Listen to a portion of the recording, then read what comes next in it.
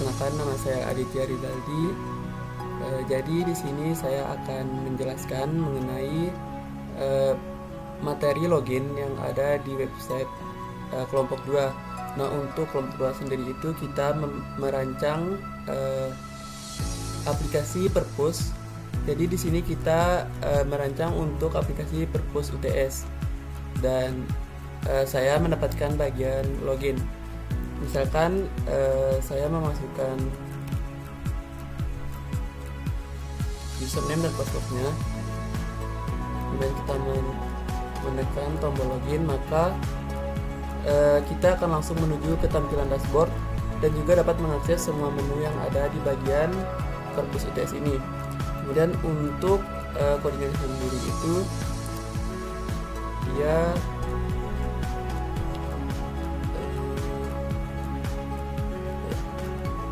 akan tampil di bagian login.php. Di sini tuh kita akan menampilkan username, kemudian juga ada password, dan juga akan juga menemukan tombol login, dan di sini juga akan diatur untuk semua tampilan loginnya.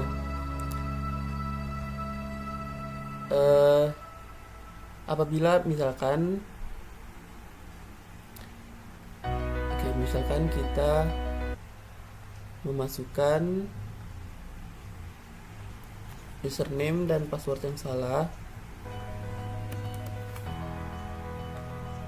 nah kita tidak akan bisa masuk karena sebelumnya kita belum mempunyai akun. Jadi kita harus daftar untuk bisa masuk ke menu Perpus UTS. Mungkin hanya itu yang dapat saya sampaikan. Kurang lebihnya mohon maaf. Wabillahi taufiq wal hidayah. Wassalamualaikum warahmatullahi wabarakatuh. Baik, di sini saya Fitra Khoyumi Amir. Di sini saya akan menjelaskan tentang bagian register atau daftar akun. Nah, untuk tampilannya itu adalah seperti ini. Nah, seperti ini buat akun baru.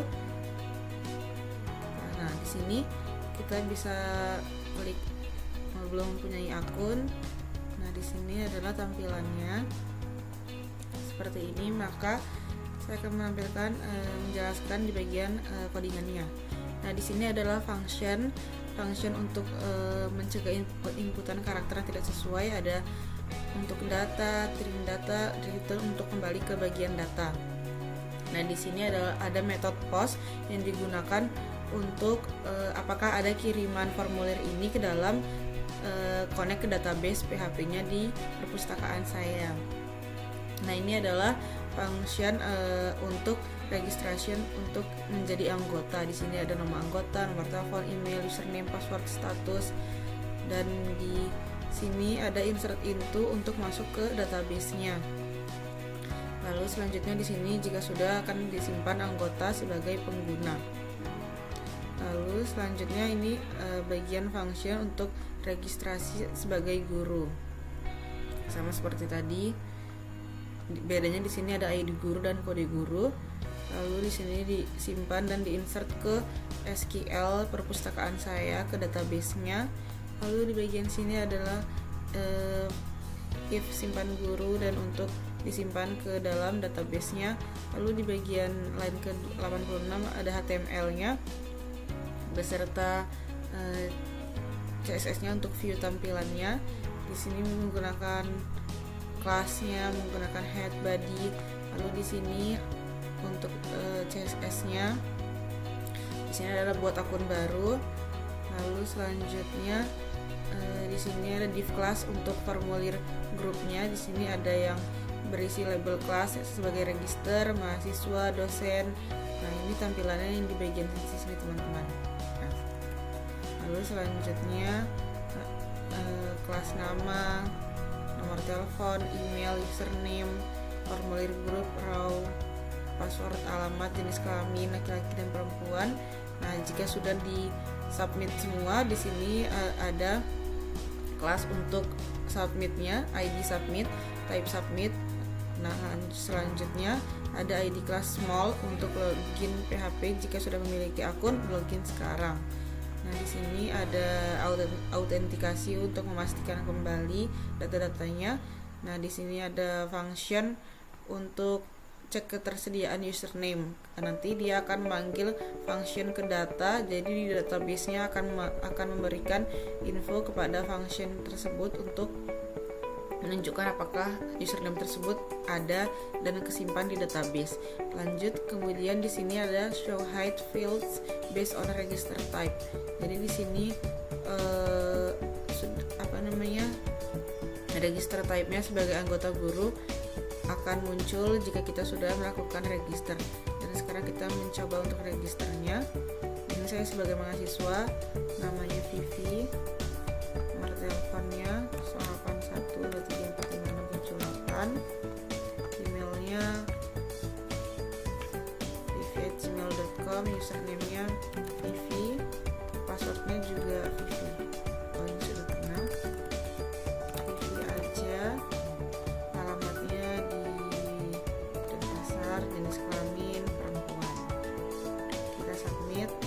Nah, ini pendaftaran akun berhasil. Kita masukkan username-nya Vivi aja, passwordnya Vivi. Ini tampilannya jika sudah login. Nah, sekian penjelasan saya mengenai register. Terima kasih.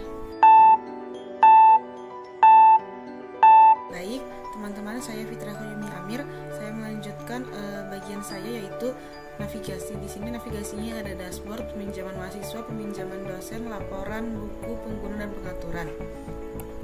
Baik, selanjutnya di sini saya jelaskan mulai dari yang pertama. Di sini ada session startnya untuk jika memastikan ID pengguna itu benar, dan jika tidak itu akan dikembalikan ke bagian login PHP. Lalu di sini untuk mengecek ke database apakah ID pengguna dan username itu ada. Lalu selanjutnya di bagian sini bagian di include config database-nya untuk mengecek kembali data-datanya, hasil datanya. Lalu di sini bagian HTML-nya menggunakan head dan body. Di sini tampilan admin LTE-nya untuk navigasinya atau sidebar-nya. Dan di sini dimulai dari memanggil nama untuk data di dalam aplikasi.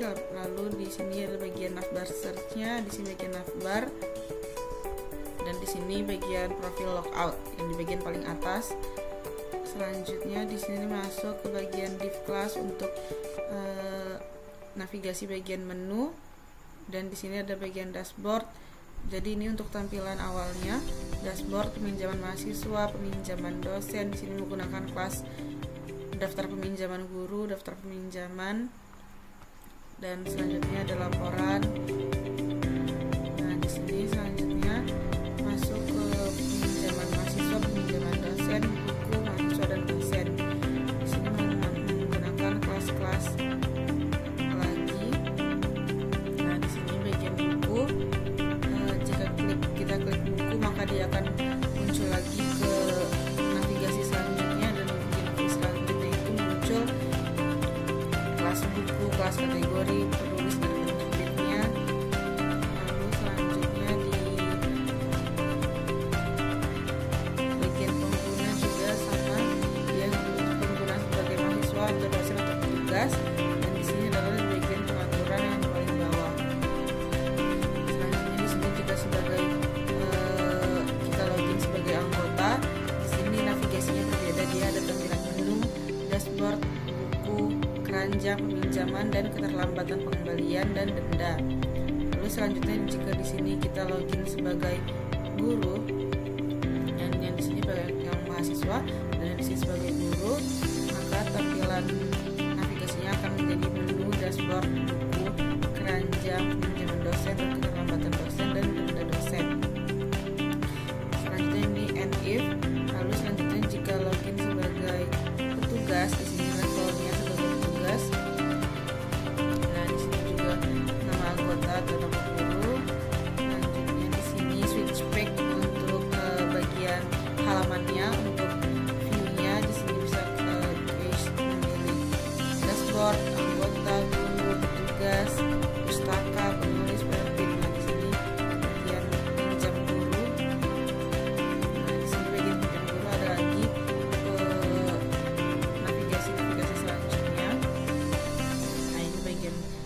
absen. Lalu ini footer untuk kelasnya, kita untuk mengecek nama aplikasinya. Nah, ini tampilan codingan default dari admin LTE. Nah, di sini bagian logout modalnya, di sini keluar aplikasi apakah Anda yang ingin keluar, dan di sini bagian batal untuk logout, dan dia tampilannya berada di sini teman-teman. Nah, di bagian paling atas logout. Jadi di sini navigasinya dan di dashboardnya. Sekian, terima kasih.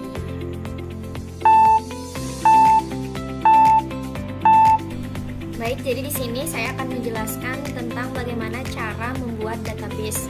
Nah, untuk membuat database teman-teman bisa masuk ke localhost, dan untuk buat databasenya itu tinggal klik new. Kemudian di bagian database name ini tinggal masukkan nama database yang ingin dibuat.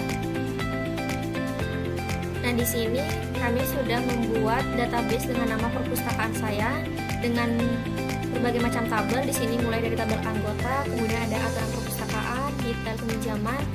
Ini adalah tabel-tabel yang kami gunakan untuk website Perpus UTS ini. Nah, untuk pembuatan database ini pun nama databasenya harus sesuai dengan bagian koneksi ini. Karena kalau namanya berbeda, databasenya itu tidak akan muncul atau tidak akan terpanggil. Mungkin itu saja untuk bagian databasenya.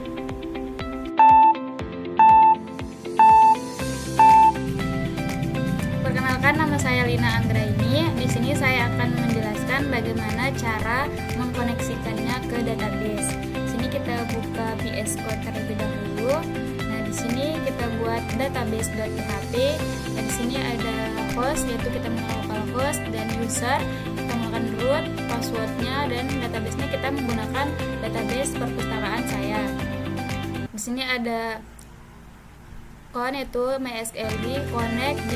Jika databasenya terconnect, itu ada host, user, password, databasenya benar, maka koneksi databasenya akan berhasil. Jika koneksinya gagal atau short sama user passwordnya tidak sesuai, maka koneksi yang akan muncul itu koneksi gagal.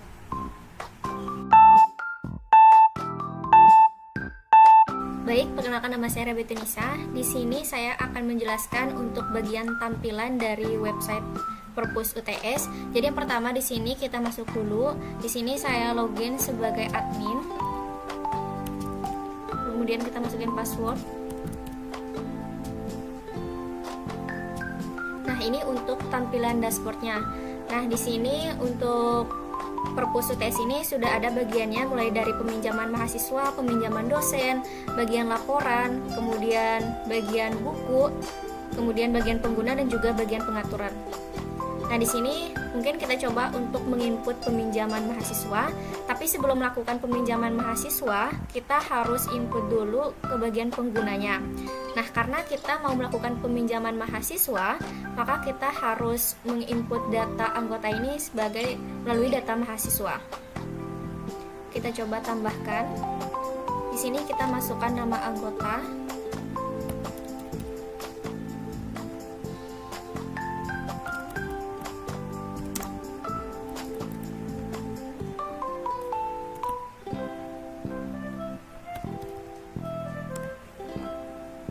Pilih jenis kelamin, kemudian kita masukin email,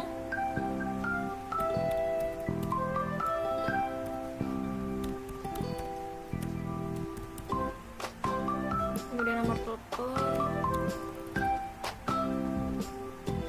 alamat,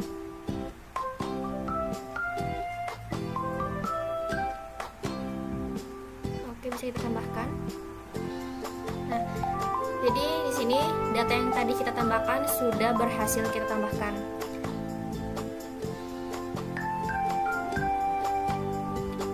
Sekarang kita coba untuk melakukan peminjaman mahasiswa. Di sini kita input peminjaman, kita pilih anggota. Nah, ini sudah bisa kita masukkan anggota. Nah, di sini kita mau pilih buku yang ingin kita pinjam. Di sini saya ingin buku ini. Di sini bukunya sudah ada, tinggal kita simpan. Nah, ini data yang tadi kita input ya. Di sini sudah ada nama saya yang saya masukkan tadi dan dengan jumlah 1 buku yang saya pinjam.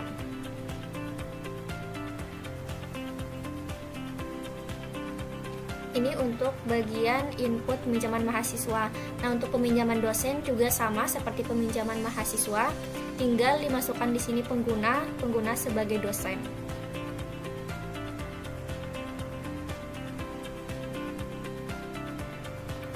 Ini untuk tampilan dari data bukunya. Kemudian ini untuk kategori dari buku yang ada di perpus. Kemudian di sini juga ada penulisnya.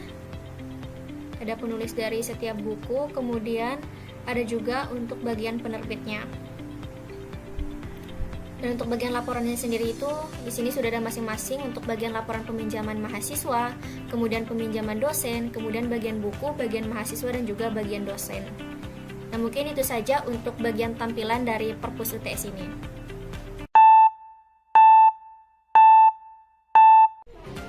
Baik, di sini saya akan menjelaskan bagian upload dan gambar. Baik, di sini yang pertama bagian gambarnya. Bagian gambar buku menggunakan kelasnya. Di sini ada ID pilih gambar menggunakan button. Bisa diklik gambar, di sini bisa dimasukin gambarnya. Ini thumbnail, di sini row. Bagian untuk tambah gambarnya, lanjut di sini style untuk CSS-nya.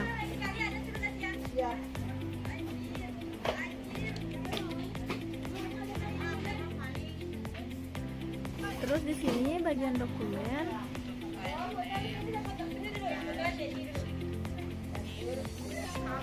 Lalu lanjut di sini untuk style CSS-nya.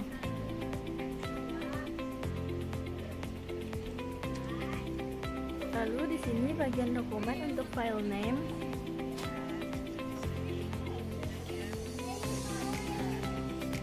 Lalu di sini bagian untuk gambar. Lalu daftar pustaka untuk input data.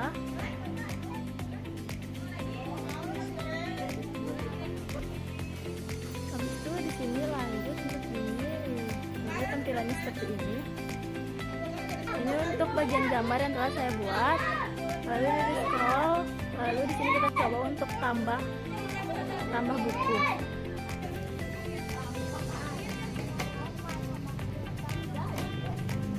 Masukkan judul buku.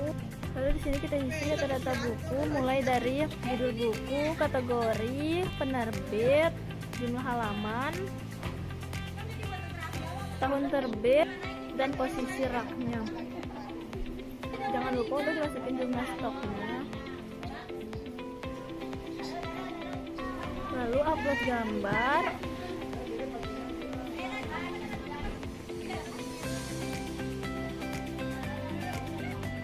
Lalu ditambah.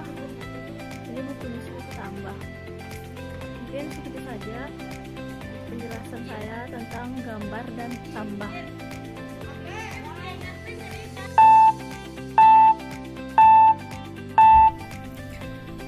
Baik, jadi di sini saya akan menjelaskan sedikit mengenai menu about yang ada di web kelompok 2. Nah, untuk apa namanya? Menu about-nya itu ada di bagian pengaturan, kemudian di menu aplikasi.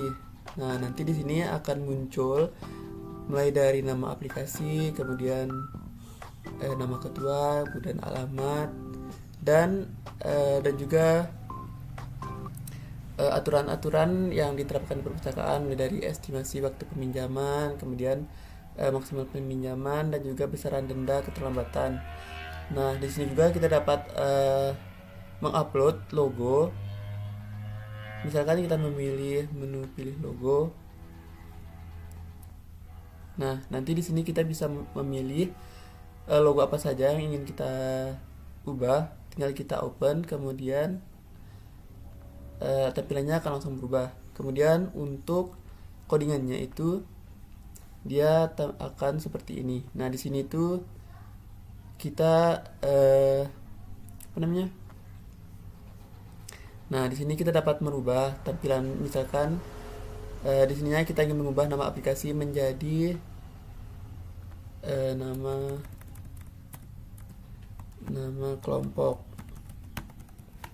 Kita Ctrl S, kemudian kita refresh. Nah, di sini akan langsung berubah dari nama perpustakaan kemudian menjadi nama kelompok. Kemudian di codingan ini juga kita gunakan untuk pengaturan yang ada di web kita. Mungkin hanya ini yang dapat saya sampaikan. Lanjut ke materi selanjutnya.